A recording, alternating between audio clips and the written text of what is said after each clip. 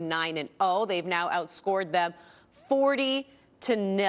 Out of the 9 times they've faced them, 7 times they have scored 4 or more goals. But please hold, pump the brakes just a little bit here, Dee, because it wasn't until the 67th minute where the floodgates really opened. Up until that point, it was 1-0. Here we were trying to figure out if we were going to come up and say, well, a win's a win, that's great, but a little bit underwhelming. What changed for the Canadians?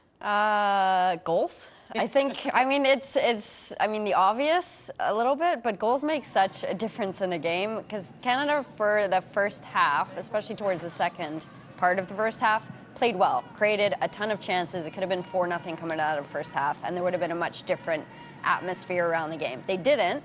They couldn't finish their chances. It was 1-0, and they came out quite flat in the second half. And then in these games, it's sometimes easier to see from the side of the field all the spaces that are available and the goals there for the taken. And the subs came in and did a fantastic job. And how about Julia Grosso? Yeah, getting them started.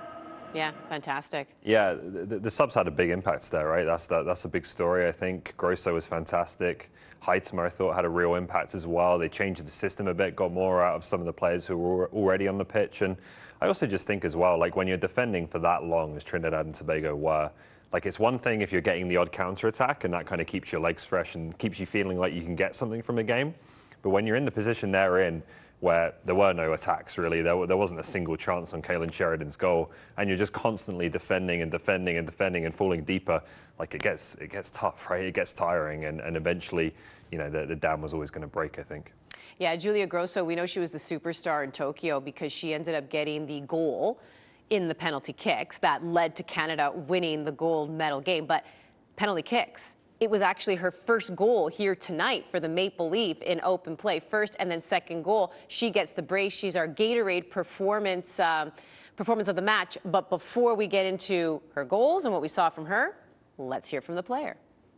Julia, congrats on 2 goals tonight. How did it feel coming on, making an impact, and getting on the scoreboard? It was such an honor, honestly. My teammates were amazing out there. We were combining so well together, and it was just a matter of time before we got those goals in, but I couldn't have done it without those amazing assists and without my teammates, so I'm really happy. Canada's coming out tonight with 3 points to start the tournament. What do you think of the team's overall performance throughout the 90 minutes? No, I thought we did really, really well. We kept the ball very well. We had some great fast wingers down the line crossing the ball, so I thought we had a really good performance. Thank you so much. Gatorade performer of the match. Let's take a look at those goals. This is a player, again, you know, who really made herself a household name at the Tokyo Olympics. And then Ollie, in December, it was announced that she was going to Juventus, made the debut with them in January. I think in total has 14 appearances. Hasn't scored a goal yet, but clearly the environment, 21 years of age. Now she steps in here in the first big game for Canada, right? Friendlies aside, and just doesn't look like she misses a beat. Yeah, I think she's played her way into the starting lineup, quite frankly, and it's a discussion we've been having a little bit as to, particularly in these types of games when you're playing against a weaker opponent, do you need to have Desiree Scott and Quinn both on the pitch as kind of 2 more defensively minded midfielders? I think they can both play and both pass, but I think they are a bit more cautious in their play. Grosso's one who really gives you can see it here just after she came on, the intensity, you know, the willingness to drive forward, to pass forwards quickly, to get in the box herself and get on the end of some chances. I think particularly in games like this, having another midfield player like that who can make those runs forwards is so valuable to have those attacking players from deeper positions, and she was fantastic in her cameo today. Yeah, where are those goals going to come from? The midfield. I'd love to see that. You know, I love to see that. And for Julia, I can't speak enough the difference it makes to be in a professional environment day to day. And I know we spoke about leagues today, but you know, back in my day, going through the NCAA was the pathway, and the NCAA was very competitive and quite close to the national team level. It's not like that anymore. There's quite a drop at the NCAA level. The season's only 3 months. So for a player to come out of that and be playing day to day in a pro environment and getting games week in and week out like Julia is now in Juventus, it changes you, and it just allows you to become a full-time professional footballer. And I think that's a benefit of this. You're just able to come into camp ready to go. You don't have to adapt to the level. You're already there. It's something I think is really exciting when you look at what Jessie Fleming's been able to do. You know, it took her a bit of time to get into the Chelsea team, but she's flying now, right? After going into that environment. you're right, we've seen Jordan Heitema skip it entirely and go straight to pro. I think it's becoming, more of a pathway for the top young Canadian players in particular. Get yourself in that pro environment as quickly as you can. Yeah, Jordan Heitema, by the way, picking up a goal here tonight. We'll probably talk about her a little later on, making the move to OL Reign. When I had a chance to speak to her, she said she does not regret the move to PSG. Always understood that it would be a fight to get into that starting 11, but it was about the environment and knowing that she was going to be surrounded by the best, practicing with the best. And then, of course, we did see her get a couple hat tricks as well in Champions League for PSG. So not too shabby what she's been able to do there either. But let's get to the all-state save of the match. Kaylin Sheridan wasn't busy in this one. So no, this goes to Kamika Forbes of Trinidad and Tobago. This is the 24th minute. Still no score in this one. Janine Becky whizzes this one, but Ollie, she just gets her fingertips on it. Yeah, busy day for the Trinidad goalkeeper. A lot to do. I thought it was a really interesting night for Janine Becky as well. We saw in the first half Becky in more of those positions where, Canada likes to play with that kind of false nine in Sinclair, and then the two wingers get very narrow and very in the box, and they're relied upon to score goals. For me, I much prefer Janine Becky looking like she was playing in the second half, where she is that out-and-out wide player. And you saw Heitema come on and take up the number 9 position, be that presence in the box. And then when Becky is able to just stick on that right touchline and play out wide, I think she's such a threat. You see her in the first half here, and she's got a lot of ability, Janine Becky. So yes, of course, there's opportunities for her to get in the box and have some good touches, set things up, score some goals as she did. But for me, it's when she's out here, one-on-one, taking the fullback on, getting quality service into the box. I think she's as good as anyone in Concacaf and, in a lot of parts of the world as a true out-and-out winger. And that's where I think we see the best out of her. Bev Priestman played her as a fullback in a couple of those friendlies, and everyone, right in this room included, were freaking out. We thought that was actually a really great space for her because she has a ton of speed. She is really creative. And I brought this up before, a little CPL talk for you here. Bobby Smirniotis with Johnny Grant. He said he made him go from a forward to a defender because he was so fast. But when he was already halfway up the pitch, he kind of ran out of space. So he pulled him back and said, now I'll give you more of a runway to go. Do you think Janine Becky kind of thrives if she had a little bit more of that runway? She goes and there's just more of the pitch for her to play with. Yeah, that's a good question. I mean, she's a versatile player, and she's a real tool, and that's one of the reasons she's at Portland now with the Thorns. They've been playing a 3-5-2, and she can play the wing-back position as well. She's got an engine on her, much like Jessie Flemling does. She can run for days and days and days. And I think, we see Janine, she can get a bit hot and cold sometimes, and I think there was a bit of a phase in the middle of the game there where Canada cooled off a bit, and her touches were a bit off, but came back at it, and really strong finish, set up a ton of goals. And like you said, I was really impressed with Jordan today. I really liked her movement. In the Korea game, we spoke about it. I didn't think she was coming off the front as well as she could to receive the ball a bit lower and connect play like Sink does so well. She did such a great job of that today, and she had that assist on the goal and then the goal herself at the end. So I thought it was a great performance for her. Do we have that moment when the substitution was happening? Christine Sinclair was coming off, Jordan Heitema was going on. I don't know if we have that moment. It was very quick, but you could definitely see that there was a moment that Sinclair had with Heitema. And having spoken to, so here's the substitution, and Sinclair was high-fiving everyone, but she stops, has a moment to say something there to Heitema. And we know all the talk ever since, you mentioned it, she opted to go straight to pro. Heitema's the heir apparent. Heitema's going to be the next Christine Sinclair. Sinclair knows that pressure's been put on Heitema. And a couple times they've tried to play together. It hasn't necessarily worked. I asked Heitema about that a couple weeks ago. She said, me and Christine talk about it all the time. We're always trying to figure out ways where we can make it work. So trust me, we would love to be able to play on the pitch together. But, looking at Heitema, now she's making this move back onto North American soil. But how much do you think Sinclair, when you look at even just the way that she's playing here, just that advice, obviously, it's great to have a mentor like that.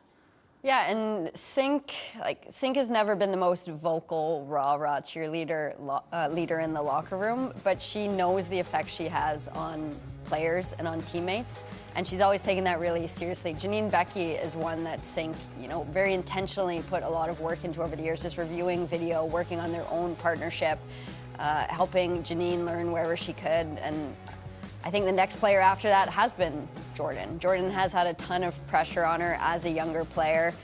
And Sink she puts the extra effort in to work with these players, to make sure those players know that she trusts them and that she's always there for a resource for them. So I think you got a little glimpse of that in that moment. Yeah. I think Sinclair definitely, but I think the whole group as well knows that Jordan Heitzmer, like, there's a lot of attention on her, more than probably any other young player in that team, right? You know, like you said, going straight to pro was a big thing.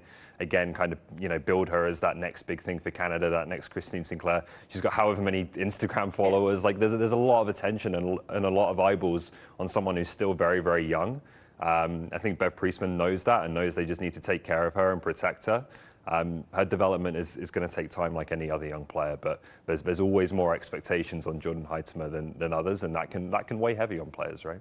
Yeah, well, for a second game in a row, even though their last game against Trinidad and Tobago was quite a few years ago, 6-0 is the final here tonight. Next up for the Canadians will be on Friday, where they take on Panama. We'll get you started at 9:30 p.m. ET right here on One Soccer. The Canadians, of course, the goal is to finish top 2 in the group. They'd like to finish tops because the top 2 will qualify for the 2023 World Cup. Jessie Fleming also picks up a goal in this one here, despite a bit of a blip in the radar there, missing a penalty kick, but that did not deter her one bit. We'll take a look at her game next. A lot has changed since you got your last perfect vehicle. You met someone. You got a dog. Your best friend met someone too. You got new interests. A new hobby. You felt a little more adventurous. You found a bigger hobby. You explored a little more. You needed a vehicle that reflected the new you. You found it. The all-new Toyota Corolla Cross. Your new perfect. A new era for Canadian soccer begins today. Experience the emotion of every match. Watch all the highlights, the breaking news, the best debates, and analysis. And all the information about the Canadian stars playing abroad. Get access to the best of Canadian soccer from any device. Join the new dawn of an unstoppable game. See the rise on onesoccer.ca. Welcome to Allstate.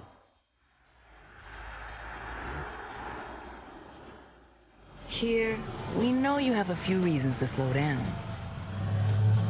But we've got one more. Safe drivers save 30% with DriveWise.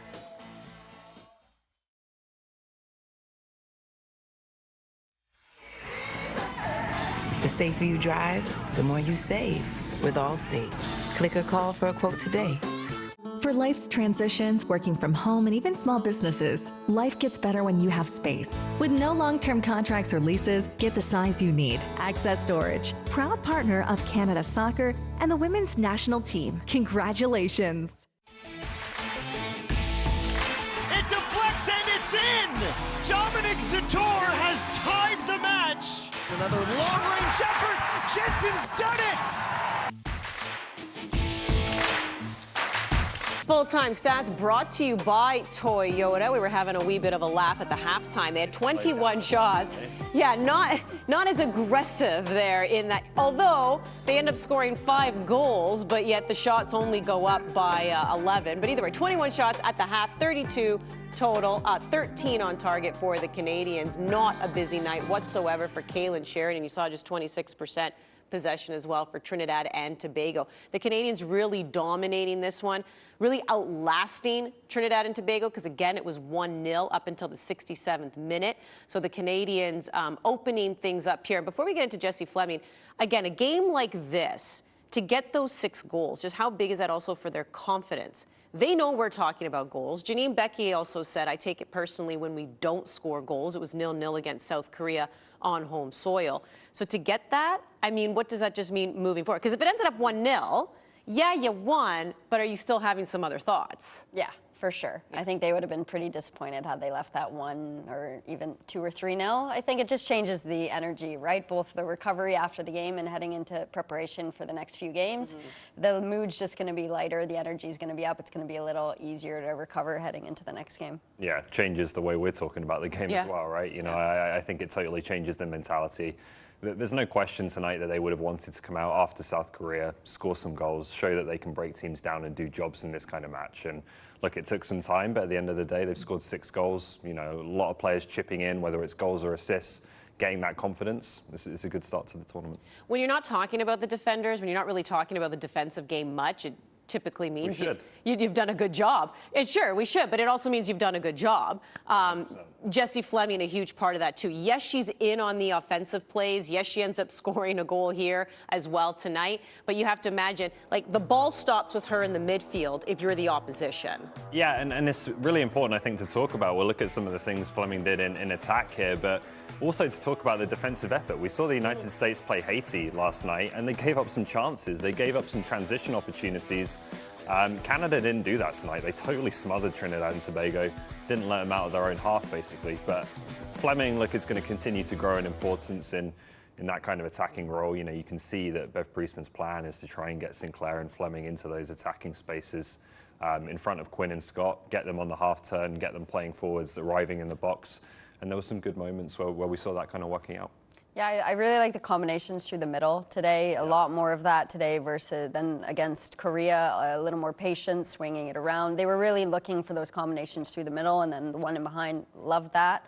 And happy that Jessie got that one at the end too, because she's, as I said, the hardest on herself. And with that missed penalty, you know, she'd be feeling good after that goal. But just to speak to the defensive side, I mean, Trinidad and Tobago, by no means the biggest threat. They don't really have a known goal-scoring threat that was really going to scare Canada, but still the back four and Kaylin Sheridan looking very comfortable and composed back there, even with the odd errant ball or bounce coming in behind. You never know in those games, and they dealt with everything very calmly. Yeah, a rare sighting for Jessie Fleming to miss that PK after scoring 4 at the Olympics, and I feel like I'm about to choke, so I'm going to hand it over to you. Talk about Buchanan and Vanessa Gilles. Talk about them for a little while. Turn off my mic, please. Yeah, look, I think Canada's got a backline that they can be very, very happy with, right? And again, you don't really see them tested too much in a game like today, but I think just the ability to be able to smother a team before they can even get attacks started. No, that's not just Buchanan and Gilles, that's the midfield as well. But that's something they've become very, very good at, and is going to be important when you play against a better team. You know, the ability to stop attacks before they really get going. But then when we know when it gets to the Canada box, when that defensive line is tested, Gilles dominant in the air, Buchanan as good as any centre back in the world, in my opinion, right now. Ashley Lawrence, obviously, same thing in her position. And then Jade Riviere, I think, is emerging as, you know, we've seen her kind of take Alicia Chapman's spot with Lawrence moving over to left back.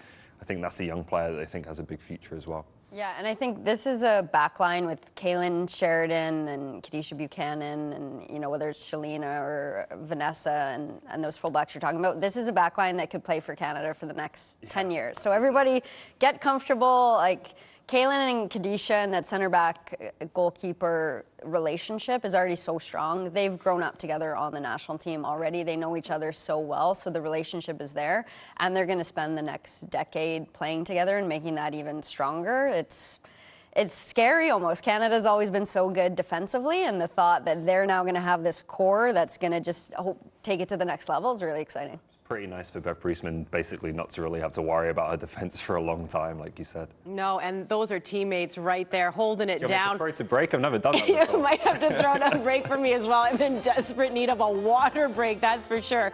Julia Grosso with the brace, the Canadians defeating Trinidad and Tobago on this opening night of their Concacaf W Championship 6-0.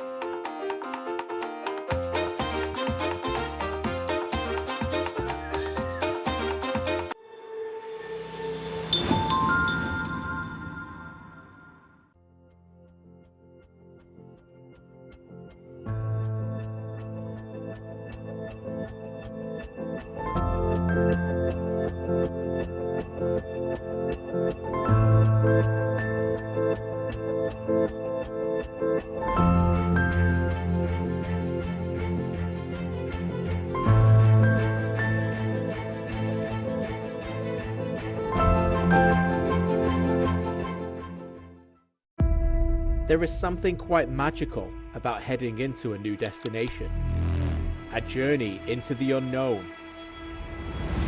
Not alone, but together, as a country, as a sport, ready to soar. We are Canada, and this is our sport.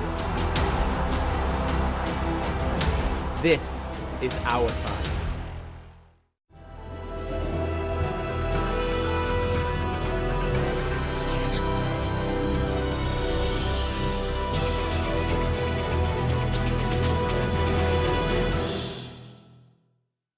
For life's transitions, working from home, and even small businesses, life gets better when you have space. With no long-term contracts or leases, get the size you need. Access Storage, proud partner of Canada Soccer and the women's national team. Congratulations!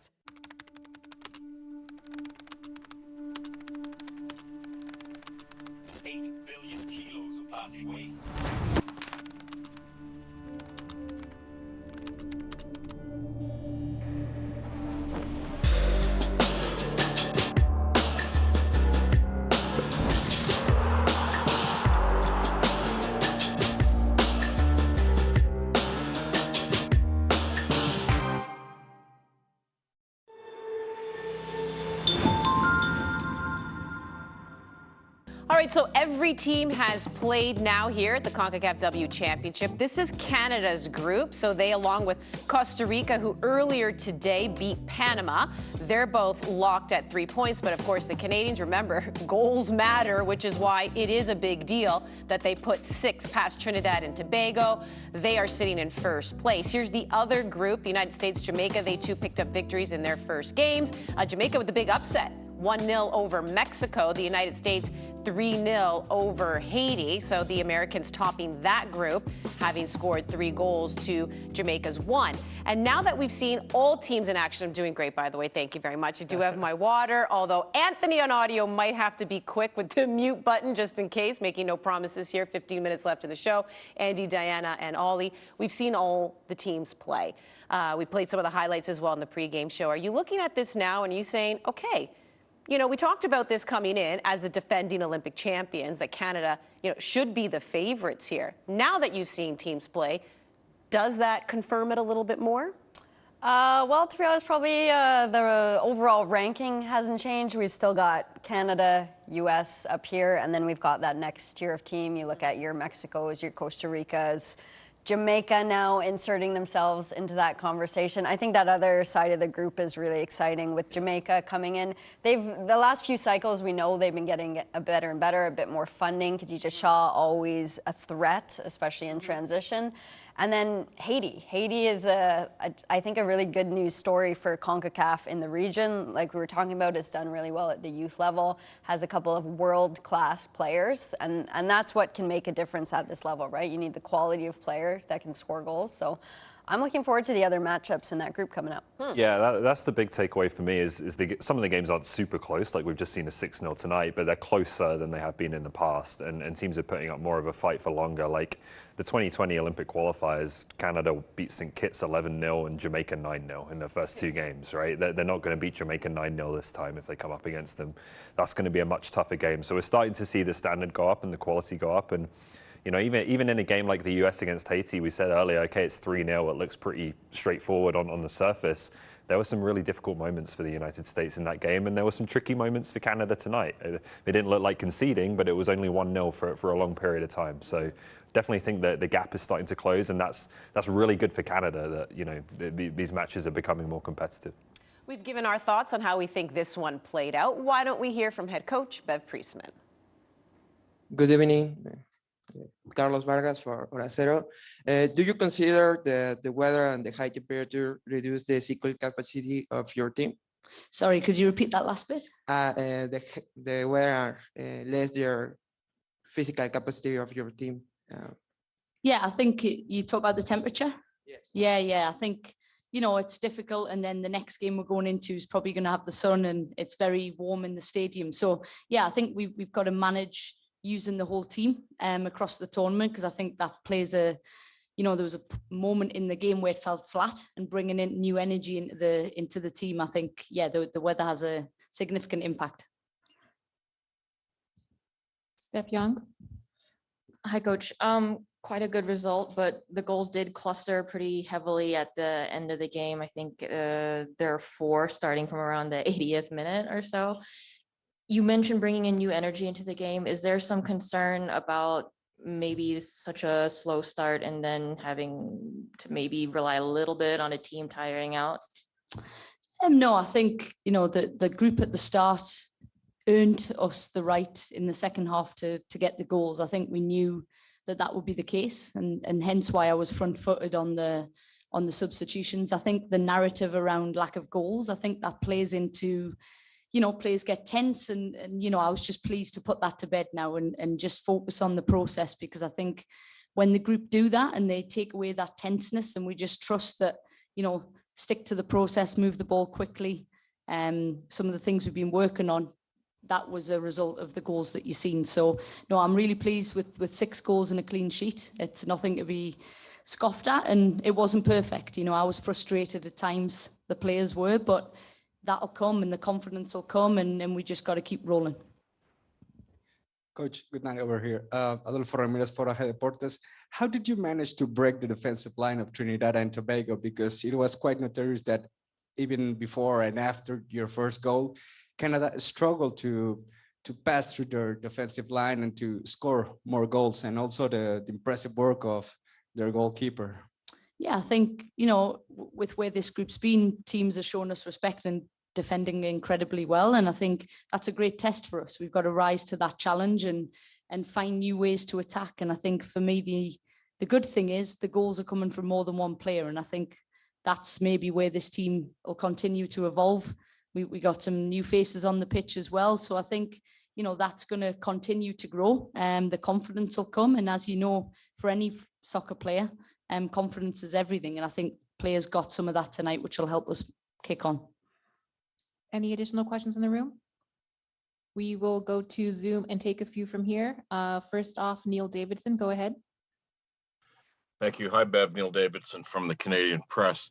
You mentioned frustration. Was it frustrating watching the game from the first half, given the chances that your team was generating, or did you just see the glass half full, the chances were coming and the goals would follow? Yeah, I think at halftime, my message was around people coming off the page a little bit. You think about the goal that we scored, the chances we had, offside goal, penalty. It all came from people doing something different. Jade Riviere, little Cruyff turn, Kadisha, Diag into the box, people taking on players 1v1. I think sometimes we stick to a script too much. And when we came away from that, and I give them the freedom to just express yourselves, go and make mistakes, go and win the ball back quickly. I'll never tell this team, to play it safe. I think we've got to take the handbrake off. And that was a message, particularly to the fullbacks at halftime, take the handbrake off and join, because that's what we need you to do. I think this team have been sort of successful on not conceding and clean sheet. I'm over the moon with that. But at the same time, them to keep attacking, because I think that makes a big difference. We'll go to Harjeet on Zoom. Go ahead, Harjeet. Hi, Coach. It's nice to see you. Congrats on the big win this evening. Julia Grosso came on, great confidence and poise with her first 2 goals for the national team. What does she kind of have to do to break through and kind of earn the starting lineup spot there? And is she close to doing that?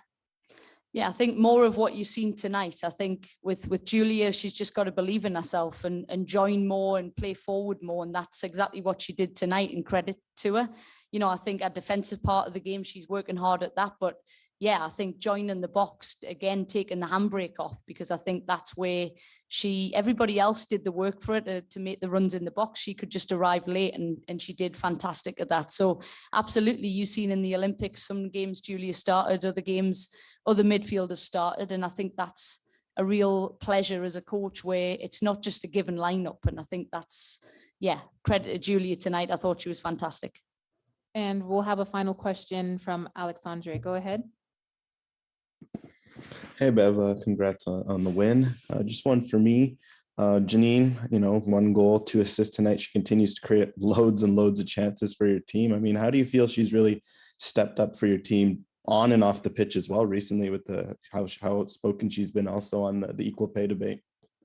Yeah, I think Janine is critical for this team and its success. And I think I've always said it, but Janine feels incredibly supported and confident in this environment. And she needs to feel that because she's a world-class player. And when she believes that and she has the confidence, what you see is what you got from Janine tonight, which is world-class crossing, one-touch players, probably one of the best, I would say.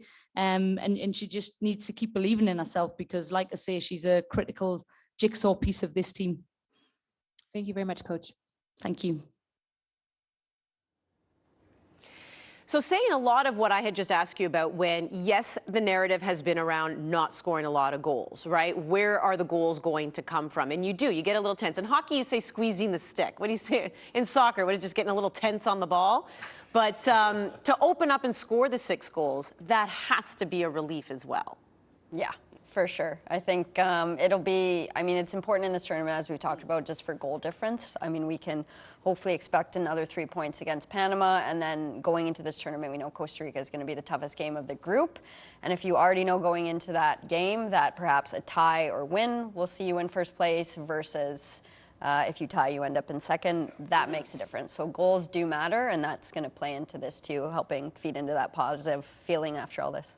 I think Bev Priestman mentioned it there as well. You just start, when you're not scoring goals and everyone's asking you questions about how you're going to score goals, you start thinking about just that aspect of the game, and like your mind comes off all the things you need to do to win a game, right? And to actually even create the chances in the first place. And you get too kind of caught up in just thinking about the finishing and applying the bit of quality you need in the final third, rather than just keeping your mind on the process and trusting that if you continue to get the ball in the right areas, continue to create high quality chances, the goals will take care of themselves. Do you want to see Bev Priestman, though, flip the mentality in the next game, to your point where you started, Julia Grosso, where maybe you go a little bit more attacking, especially in that midfield, and then if you get the goals, you get the lead, then you put in Quinn or Desiree Scott? Just how do you want to see that playing out as the tournament moves on? I think that's the big question around this team, not just at this tournament, but next year going into the World Cup, is how much do you evolve from the team that won Olympic golds, where you want to keep that foundation and that core that we've talked about that's so solid, and some really, really experienced players with tournament experience who have been around so long.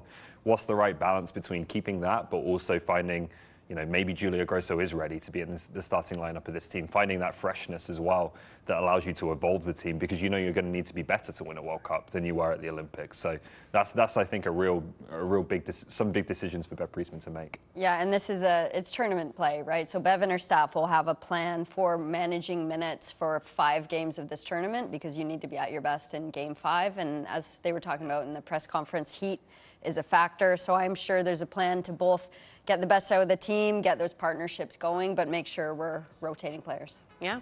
Well, they get to go to bed tonight knowing that they pulled off not just a victory, but a big victory. 6-0. 6 goals scored in this one. Julia Grosso getting her first and then her second for her country as she gets the brace. The Concacaf Women's Championship is right here on One Soccer. We will be back on Friday as the Canadians continue their quest to qualify for the World Cup and the Olympics.